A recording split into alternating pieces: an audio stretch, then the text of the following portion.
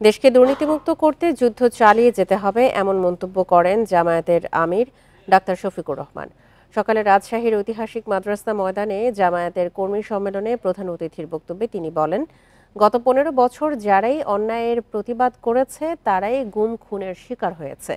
জামায়াত নেতাদের বিভিন্ন অজুহাতে জেলে ঢোকানো হয়েছে, অনেককেই মৃত্যুর মুখে ঠেলে দেওয়া হয়েছে। ইনসাফ কায়েম না হওয়া পর্যন্ত যুদ্ধ শেষ হবে না বলেও মন্তব্য করেন তিনি। নুডলস খান নাই তো নুডলসই খান নাই। মানে এই নয় যে মুসলমানরা ছাড়া কেউ দেশে আর শান্তিতে বসবাস করতে পারবে না।